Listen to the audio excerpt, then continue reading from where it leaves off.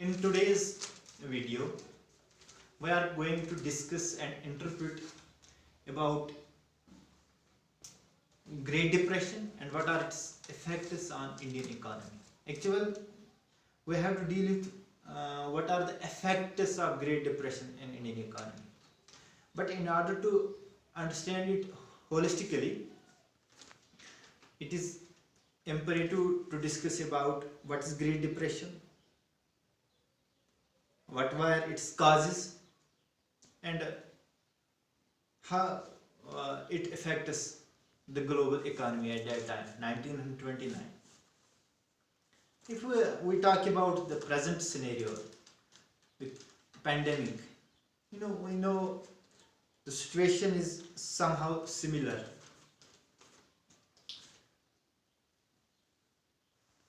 उस वक्त जो था, जनरली मैं पहले आपसे ये बात कहूँगा कि 15% ऑफ जीडीपी, ग्लोबल जीडीपी का लॉस हुआ था जब ये रिसेशन आया था, ग्रेट डिप्रेशन आया था. But expert says that due to corona virus the loss of GDP, global GDP might increase or may go past to 30 odd percent. It has severe consequences. We must understand that as far as our economy is concerned, or the economy of the world is concerned in general. So let that aside, we are coming to our own topic, that is Great Depression and its effects on Indian economy. So first of all, what is Great Depression and what were its causes? जब एक recession आ जाता है मुल्क में तो कैसे आ जाता है, कौन कौन से वजूहात होते हैं इसके, और क्या क्या असरात इसके होते हैं एक मुल्क पे, एक इकोनॉमी पे. So far as the literal meaning of this recession or this depression is concerned, we can generally say it is a long term or is a prolonged severe downfall in economic activities, which may result in unemployment, which may result in decrease in the volume of trade and commerce between the countries, may result in fall in our own GDP, may result in the diminishing level of growth of per capita income. So there are severe consequences of depression or recession is concerned in a particular country or at world at large. So depression, you might have understand it, depression is a downfall, गिर जाना. Economy कैसे का, economy की activities जो होती हैं, industrial activities, agriculture activities, बहुत सारी एक्टिविटीज़ होती है एक इकोनॉमी में. एक इकोनॉमी को चलाने के लिए बहुत सारे सेक्टर्स होते हैं, allied sectors, agriculture sector, service sector, mining sector, बहुत सारे सेक्टर्स. तो इनकी एक्टिविटीज़ जो है, इनकी ग्रोथ जो है, ये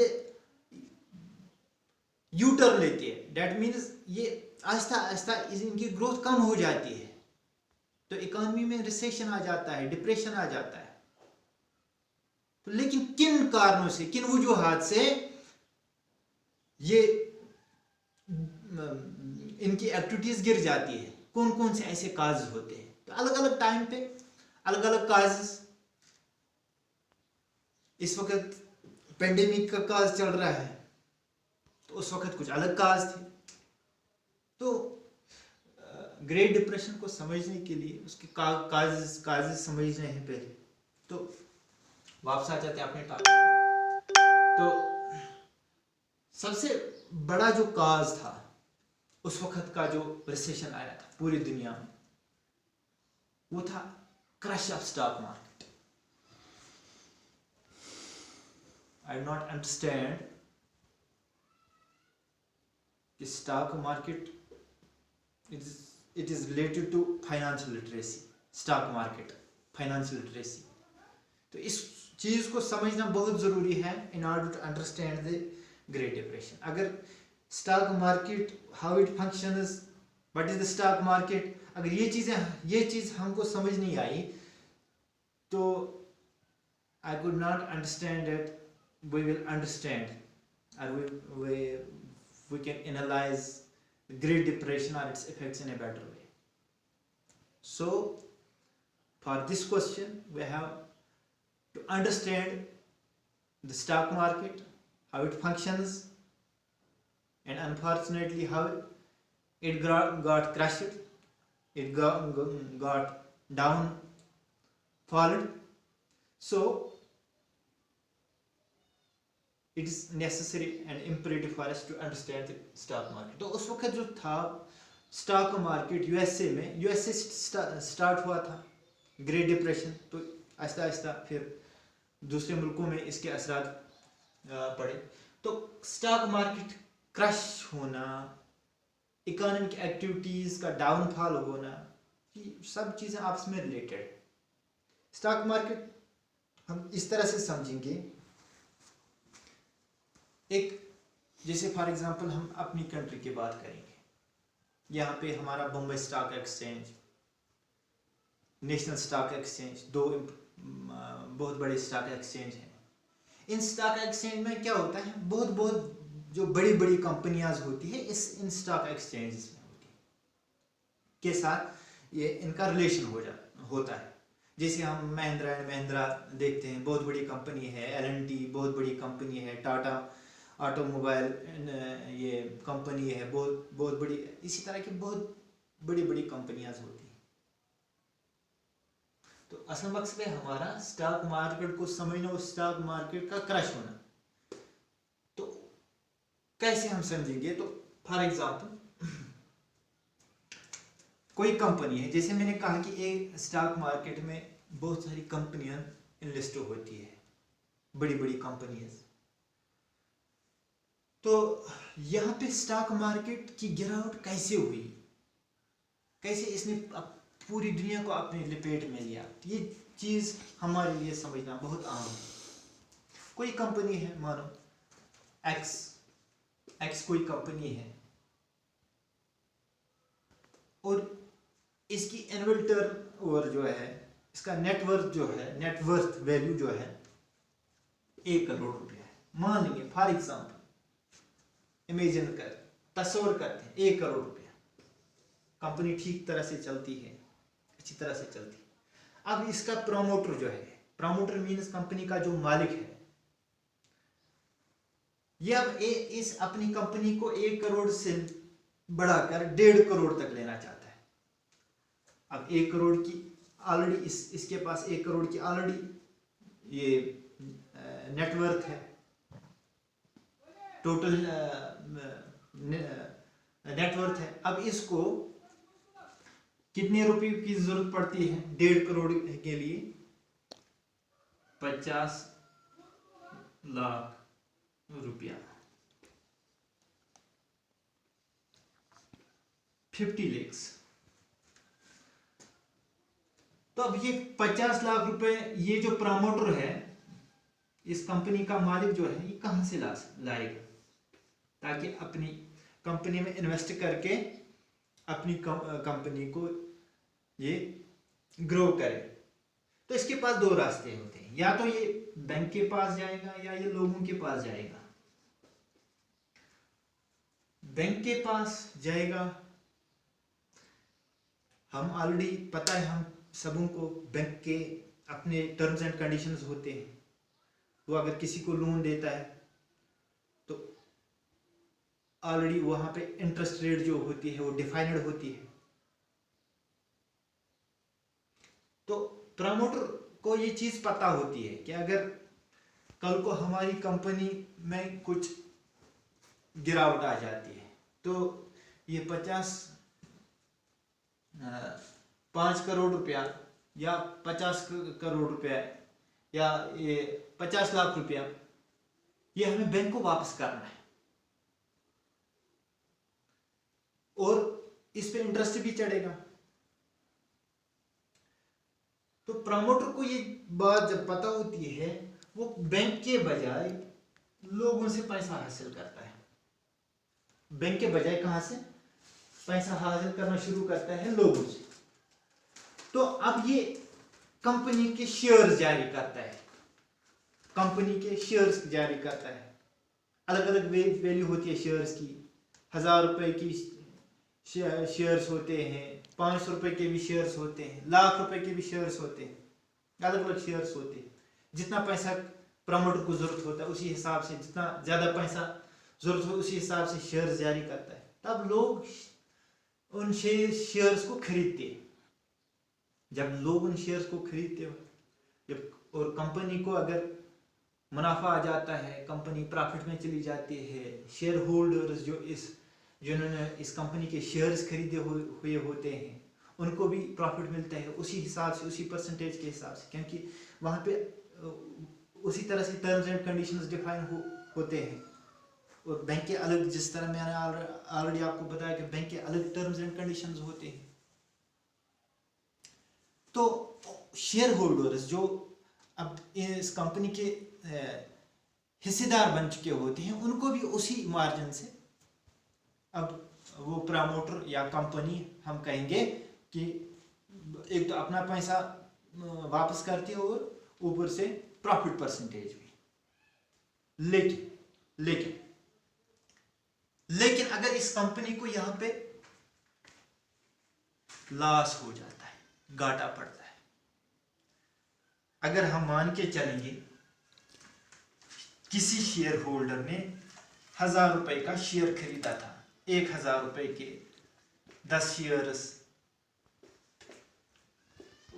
ये जो होता है फेस वैल्यू 1000 रुपए। हाँ, तो इसने 10 शेयर्स खरीदे हैं या एक शेयर खरीदा है। आप आसान हो गया आपको समझने के लिए, एक शेयर 1000 रुपए का। तो अगर कंपनी को घाटा पड़ जाता है, कंपनी लॉस में आ जाती है, तो क्या होता है? इस आदमी का या इस शेयर होल्डर का शेयर की वैल्यू भी गिर जाती है उसी हिसाब से। यहां तक मेरे ख्याल में आपको समझ आया होगा। अगर इसने 1000 रुपए का शेयर खरीदा है, तो अगर कंपनी 20% इस 20% घाटे में चली जाती है इस नेटवर्थ के हिसाब से, तो इसके 20% भी कम हो जाएंगे।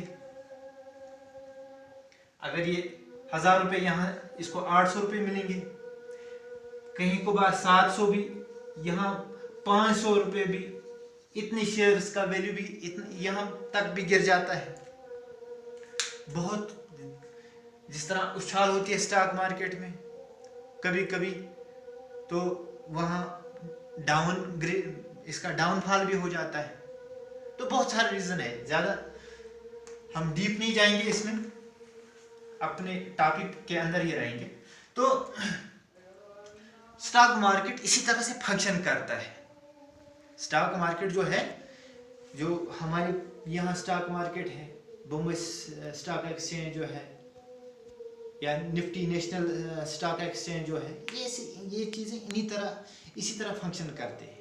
और लोग इसी तरह शेयर्स खरीदते हैं। बहुत सारे लोग सिर्फ मनी की ज़रूरत होती है और थोड़ी बहुत कुछ फाइनेंशियल लिटरेसी की ज़रूरत होती है, बाकी आप सब कोई भी शेयर खरीद सकता है। हाँ, तो क्या हुआ, लेकिन इसी तरह जब यूएसए में 1929 में जब लोगों ने शेयर्स खरीदे थे, तो क्या हुआ, स्टॉक मार्केट में क्रैश आ गया। तो उस वक्त क्या हुआ था, जो बैंक्स का फेलियर भी हुआ था। बहुत सारे बैंक्स, ऑलमोस्ट 9000 बैंक्स क्लोज हो गए थे यूएसए में। क्यों? उनका दिवालिया क्यों निकल गया? वो बैंक पे क्यों आ गए?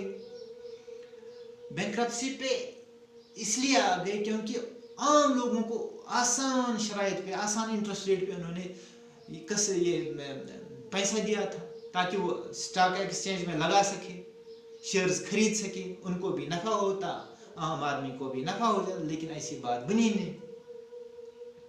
तो ये अलग कारण है कि स्टॉक मार्केट क्यों इसमें ये गिरावट क्यों आ गई, ये क्रश क्यों हुआ, वो बहुत बड़ा मौजू है, वो भी हम पढ़ेंगे। लेकिन फिलहाल हम अपना क्वेश्चन अपना ये अंडरस्टैंड करेंगे, इसको कंप्लीट करेंगे। तो उस वक्त जो है 12 मिलियन शेयर्स वे ट्रेडेड। इस तरह मैं समझाऊंगा, अगर 1000 रुपए का कोई शेयर खरीदा था किसी ने, तो 12 million shares way traded on October 24, 1929। तो उसको ब्लैक थर्सडे भी कहा जाता है। ब्लैक थर्सडे क्यों कहा जाता है? Because 12 million shares were traded in a single day. Why? Because people know that the share market, that the value of their shares is declining. It is on a decline. It's on the verge of decline. So अगर किसी ने 1000 रुपए का share खरीदा, उसने 900 का ही बेच दिया, किसी ने 800 का ही बेच दिया। तो इसी तरह से ये पूरा सिस्टम जो था, ये छोटे छोटे इवेंट्स जो थे, ये ग्रेट डिप्रेशन की सूरत में उभर कर आ गए। ग्रेट डिप्रेशन की सूरत में ये उभर कर आ गए। तो अक्टूबर 29 ब्लैक, इसको ब्लैक ट्यूसडे भी कहा जाता है 1929, क्योंकि इस दिन 16 मिलियन शेयर्स वर ट्रेडेड। लोगों ने शेयर्स बेच दी सस्ते दामों पे, घाटे पे। तो यहां तक मुझे लगता है कि आपको थोड़ा शेयर मार्केट कैसे चलता है, कैसे रन करता है, इसके फंक्शंस क्या क्या होते हैं, तो यहां तक समझ आया होगा। फेलियर ऑफ बैंक्स, जैसे मैंने ऑलरेडी आपको कहा कि ये भी एक फेलियर ऑफ बैंक्स, ये भी एक बहुत बड़ा मेजर रीजन था ग्रेट डिप्रेशन के लिए। क्यों? Almost 9000 banks got closed. Why? बैंकों ने आम लोगों को पैसा दिया था, और जब ये सिचुएशन, रिसेशन आ गई, तो जिन लोगों का पैसा बैंक में था, उन्होंने बैंक से निकाल दिया अपना पैसा, और जिन लोगों के पास बैंक का पैसा था, वो डूब गया शेयर मार्केट में, बैंक का दिवालिया निकल गया और बैंक क्लोज हो गई। तीसरा पॉइंट, इसके बाद फेलियर ऑफ बैंक्स आपको समझ में आया होगा। तो ओवर प्रोडक्शन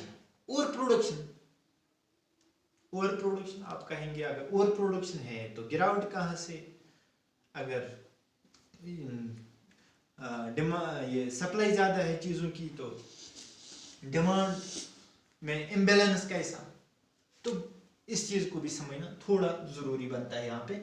ओवर प्रोडक्शन उस वक्त जो यूएसए में एक पॉलिसी चली थी, पॉलिसी ऑफ प्रोटेक्शनिज्म, इसको टैरिफ के नाम से भी जाना जाता है। टैरिफ्स, रोल ऑफ टैरिफ्स और पॉलिसी ऑफ प्रोटेक्शनिज्म।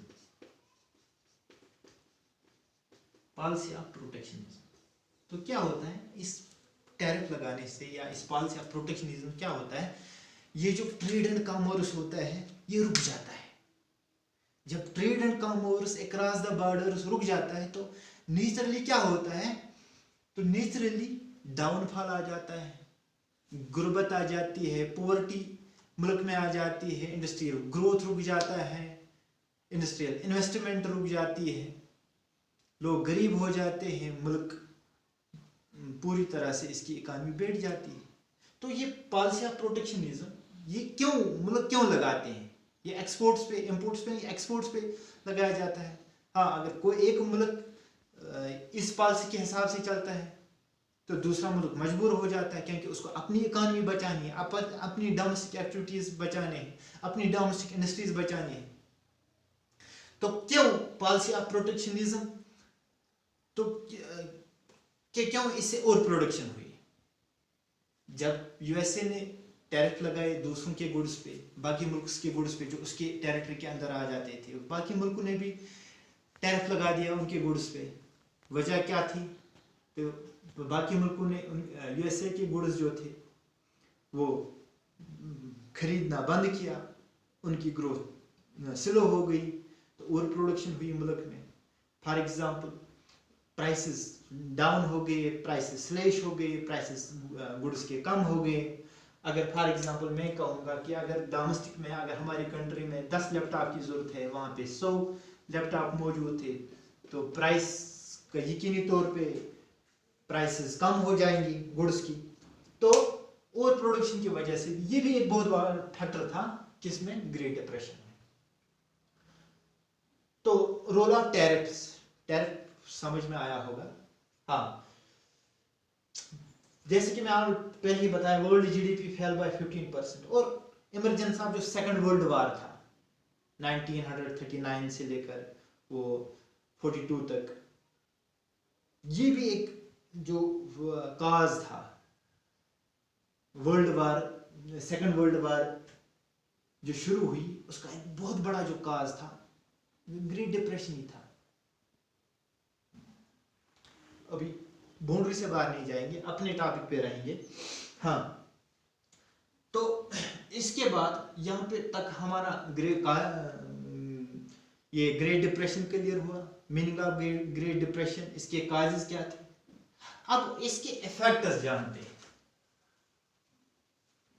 जो हमारा असली टॉपिक है। कौन कौन से इफेक्ट्स थे ग्रेट डिप्रेशन को लेकर हिंदुस्तान की इकोनॉमी पे उस वक्त 1929 में, कौन कौन से असरात पड़े हिंदुस्तान की इकोनॉमी को लेकर। As we already know, Britishers,